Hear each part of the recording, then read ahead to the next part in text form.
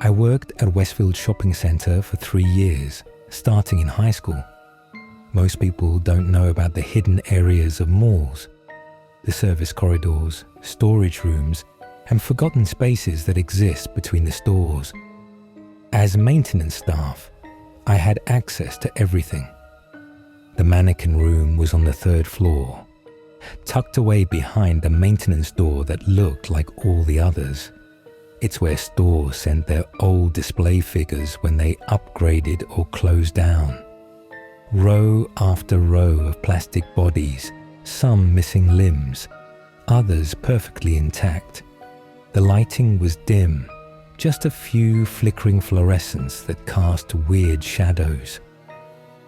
The room had this smell, not unpleasant, but distinct, like old plastic mixed with dust and something else I could never identify. Sweet, almost floral. My supervisor, Marcus, told me the room used to be a storage area for a perfume store that closed in the 80s. That smell never goes away, he said with a laugh that didn't reach his eyes. 20 years later, and it still smells like someone's wearing too much perfume in there. I should have paid more attention to the way Marcus avoided looking directly at the mannequin room whenever we passed it during our rounds. He always found something else to focus on. Checking his clipboard, adjusting his radio, anything but looking at that door. I'd been working there for about 6 months when I first noticed something odd. I was doing my usual rounds, checking for water leaks after a heavy storm, when I passed the mannequin room. The door was slightly ajar, which was unusual because it was always kept locked. I pushed it open and flicked on the lights. Everything seemed normal at first. The mannequins stood in their usual positions, some grouped together, others alone. But then I saw her. A female mannequin near the back that I'd never seen before. She was different from the others, more detailed. Her skin had a realistic texture, and her hair looked almost human. She was positioned as if she was walking, one foot slightly forward, arms swinging naturally. I made a mental note to ask my supervisor about her, but forgot until the next week when I was back for the same maintenance check. The door was ajar again. This time, when I entered, the realistic mannequin had moved. She was now 3 rows closer to the front, in the exact same walking pose. I convinced myself I was remembering wrong. There were hundreds of mannequins in there. It was easy to get confused, but I started paying more attention during my rounds. Week after week, the mannequin moved closer to the door, always in that same walking pose, always facing forward. By the time I'd been working there for 2 years, she had reached the front row. I'd started having dreams about her. Dreams where she would turn her head to look at me with painted eyes that seemed too real. I tried to bring it up with my co-workers, but they just laughed. Tom's losing it over some plastic woman, they joke. One night, I was working a late shift. The mall had closed hours ago, and I was alone doing security checks. When I reached the 3rd floor, I saw that the mannequin room door was wide open.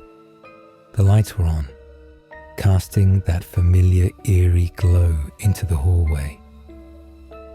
I approached slowly, my footsteps echoing in the empty corridor. When I looked inside, my heart stopped. The realistic mannequin was gone. Her spot in the front row was empty, but there was something else.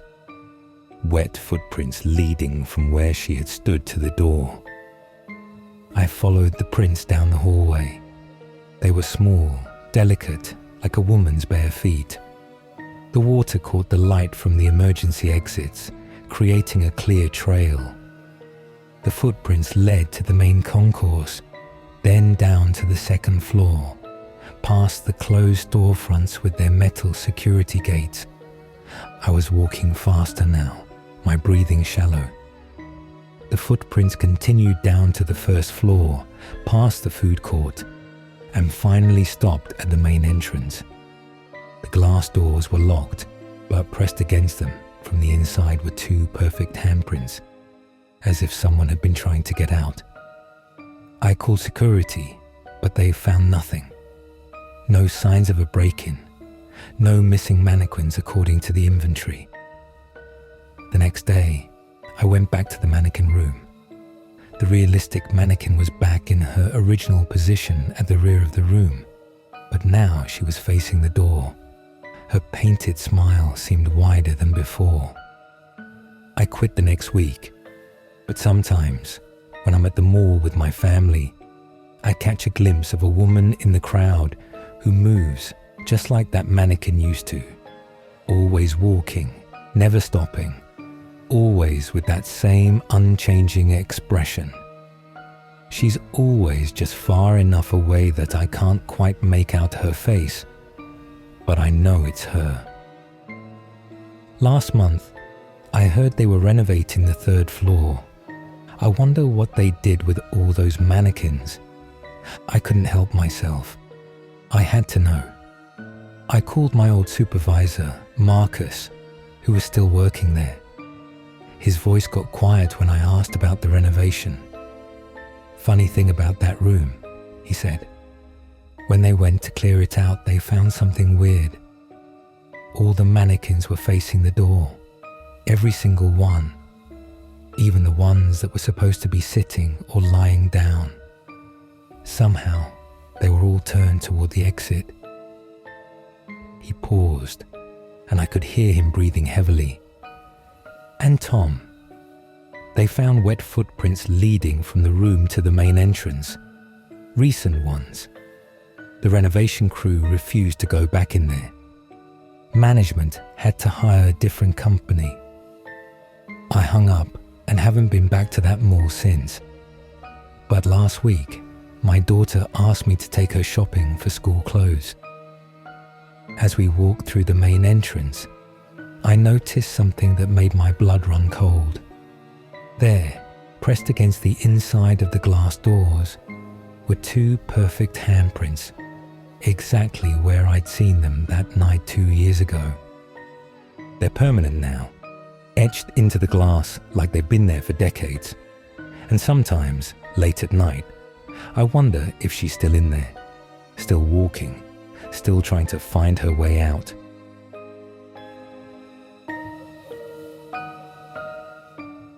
I was 17 when I got my first job at Spencer's in the mall. It wasn't glamorous, but it paid better than fast food, and I needed the money for college. The store sold novelty items, banned merchandise, and things that made parents uncomfortable. Typical teenage retail. My manager, Dave, was in his 30s and had been working retail for over a decade. He knew every trick for dealing with difficult customers and could spot a shoplifter from across the store. What he couldn't prepare me for was the closing shift at Riverside Mall. Riverside had been the crown jewel of the city when it opened in 1987. 3 floors of shops, restaurants, and department stores that drew people from neighboring towns. But by the time I started working there, it was dying. The anchor stores had moved to newer shopping centers, leaving behind a maze of mostly empty storefronts and desperate business owners clinging to long-term leases they couldn't afford to break. The few employees who worked closing shifts had developed an unspoken understanding. We'd nod to each other as we passed in the corridors. A kind of solidarity among the people brave enough or desperate enough to stay after dark. There was Sarah from the jewelry store, who always carried a small flashlight in her purse. Miguel from the phone repair kiosk, who had started bringing his dog to work even though pets weren't allowed. And Janet from the bookstore, who had worked at the mall for 15 years and claimed she'd seen things, but never elaborated. The mall officially closed at 9 p.m, but stores were allowed to stay open until 9:30 to finish with customers. By 10 p.m, the entire building was supposed to be empty except for security. The problem was, Riverside Mall had been struggling for years. Half the stores were closed, and the ones that remained barely made enough to justify staying open. During my first closing shift, Dave explained the routine. Lock the gate, count the register, clean up, and get out. Security does their rounds every hour, so you'll see Jerry walk by around 10:15. Don't let the empty mall creep you out. It's just quiet. But it wasn't just quiet. It was wrong. The first thing I noticed was the music. During operating hours, the mall played the same generic instrumental tracks on repeat. After closing, the music was supposed to shut off, but it didn't. Instead, it played softer, distorted versions of the same songs. The melody was there, but it sounded like it was coming from underwater or through a broken speaker. Then there were the lights. The main concourse lighting dimmed to about 30% after closing, but certain sections would flicker or suddenly brighten for no reason. I'd be counting the register when the store across from us would light up completely, display all its products for a moment, then go dark again. Dave noticed me watching the lights during my second closing shift. "Electrical issues," he said. "This place is falling apart. Corporate won't fix anything until they decide whether to close the whole mall." But the lights followed patterns. They would come on in sequence, starting from the far end of the concourse and moving toward our store, like something was walking and triggering motion sensors that shouldn't exist. The third week, I started hearing the footsteps. Not the heavy boots of Jerry the security guard, but soft footsteps, like someone walking in socks or bare feet. They would echo through the empty corridors, sometimes stopping right outside our store before continuing on. I mentioned it to Dave, but he just shrugged. Old building, pipes settling, air conditioning, who knows? But his casual dismissal felt forced, like he was trying to convince himself as much as me. The footsteps became regular, almost like clockwork. Every closing shift, around 10:30, I would hear them start at the far end of the mall and slowly make their way toward us. Sometimes they would pause at different stores, and when they did, those stores would light up briefly before going dark again. One night, I decided to investigate. I finished my closing duties early and hid behind the counter with the lights off, watching the concourse through the security gate. At exactly 10:30, I heard the footsteps begin. The stores lit up one by one, creating a path of light moving in my direction. In the glow of each illuminated storefront, I could see a shadow, tall, thin, moving with deliberate steps. It wasn't Jerry. This figure was too tall, too thin, and moved with an odd, jerky gait. When it reached the store directly across from ours, it stopped. The storefront blazed with light, and I could see the figure clearly now. It was a person, but something was wrong with the proportions. The limbs were too long, the torso too narrow. It stood perfectly still, facing our store. I held my breath, pressing myself against the counter. The figure raised one impossibly long arm and pointed directly at where I was hiding. Then it mouthed something I couldn't hear through the glass. The lights went out, and the footsteps continued past our store toward the exit. I waited until Jerry came by on his rounds before leaving that night. When I told Dave what I'd seen, he was quiet for a long time. Finally, he said, "That's why I'm leaving next month.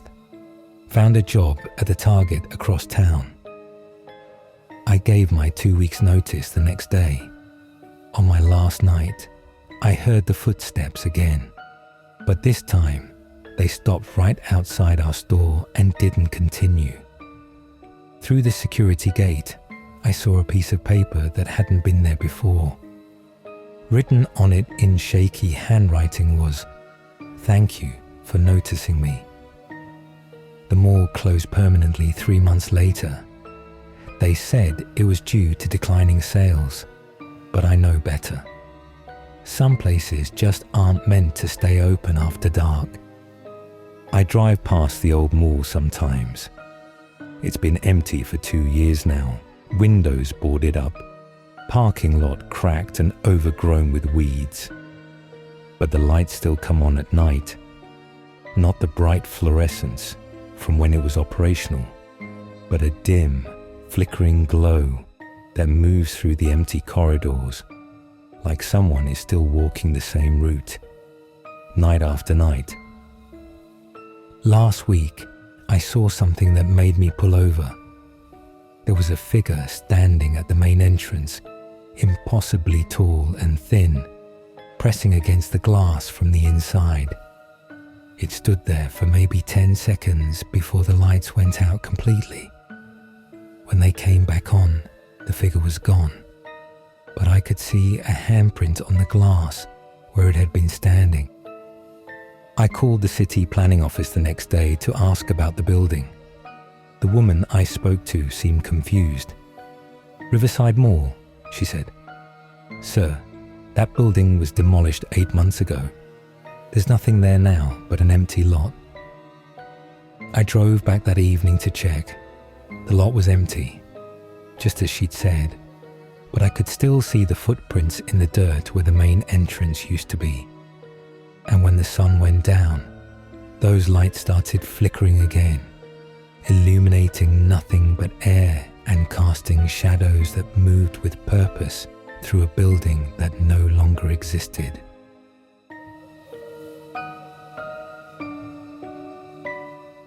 I was working customer service at Macy's when it happened. It was a busy Saturday afternoon, and the mall was packed with shoppers doing their weekend browsing. I'd been dealing with returns and exchanges for 6 hours straight, when something strange occurred that I still can't explain. It started with a woman who approached my counter, visibly distressed. She was probably in her 30s, well-dressed, carrying a purse that looked expensive, but her hands were shaking. "Excuse me," she said, her voice trembling. "I think I've lost some time. I came in here to buy a gift for my sister's birthday, but I can't remember what happened after I walked through the entrance. This was unusual. People forgot where they parked or lost their receipts, but losing time, that was a first." I asked her to describe what she remembered, thinking maybe she'd had a medical episode or something. What made this case different was how detailed her memory was up to a certain point. She remembered parking in Section C, walking through the main entrance, seeing a child standing perfectly still near the toy section, staring at something she couldn't see, then nothing. The next thing she remembered was standing in our customer service area, asking for help. I checked the time. It was 3:47 p.m. I asked when she'd arrived, and she insisted it had been around 1:30. She'd lost over 2 hours with no memory of what had happened during that time.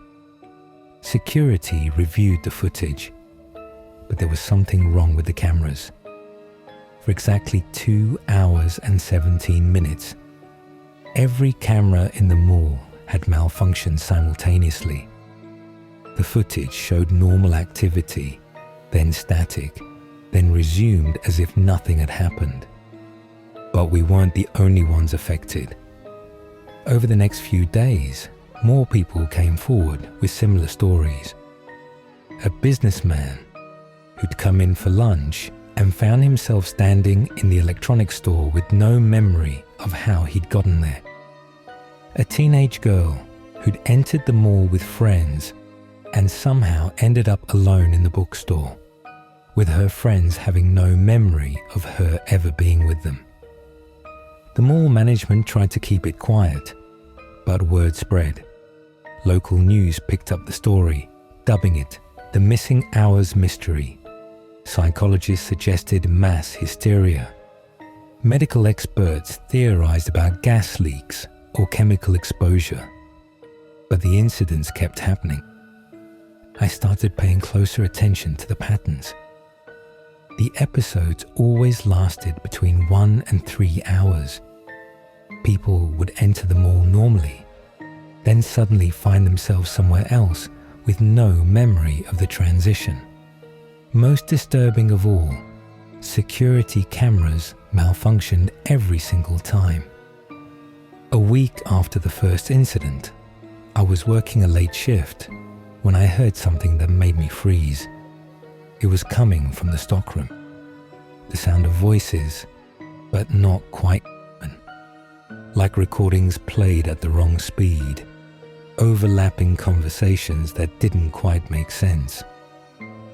I followed the sound to the back of the stockroom, where we kept the seasonal decorations. The voices were coming from behind a stack of boxes. I moved them aside and found a small door I'd never noticed before. It was painted the same color as the wall, almost invisible unless you were looking for it. The door was slightly ajar, and the voices were coming from the other side.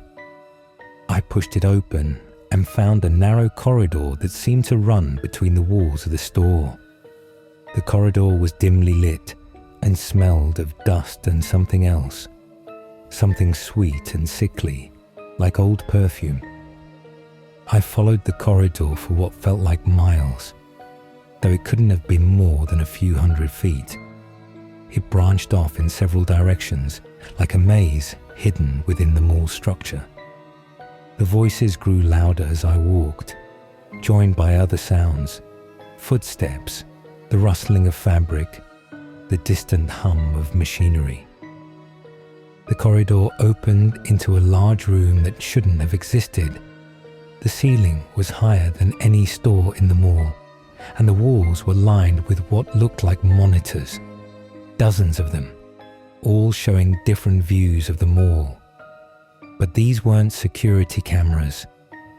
These showed angles that were impossible. Views from inside walls, from beneath floors, from places that couldn't exist. In the center of the room was a large wooden chair, ornate and old-fashioned, like something from a fairy tale. Sitting in the chair was a figure I couldn't quite make out in the dim light. It was tall and thin, dressed in outdated clothing. Its face was hidden in shadow, but I could see it was holding something. A remote control covered in buttons I didn't recognize. The figure looked up at me, and I saw its face clearly for the first time. It was ancient, with skin like old parchment, and eyes that were too large for its skull. When it smiled, its teeth were all different sizes and shapes, like they had been collected from different people. "You're not supposed to be here," it said in a voice like rustling leaves.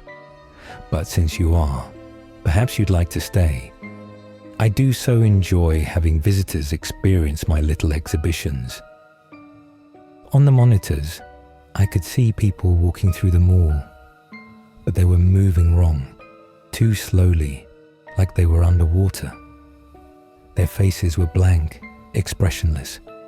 They would stop suddenly, stand perfectly still for long periods, then resume walking as if nothing had happened. "Time is such a flexible concept," the figure continued. "People waste so much of it. I simply borrow some for my collection. They never miss it really. A few hours here, a few hours there. And in return, they get to participate in something far more meaningful than shopping." I ran. I ran through the maze of corridors, not caring about the direction, just trying to get away from that thing and its impossible room. I burst through the first door I found and found myself in the middle of the food court. The next day, I quit my job and never went back to that mall. I tried to tell the police what I'd found, but when they searched the stockroom, there was no hidden door. Just a solid wall where I was sure the entrance had been. The incident stopped after that, but the mall felt different. People moved more slowly, seemed less focused.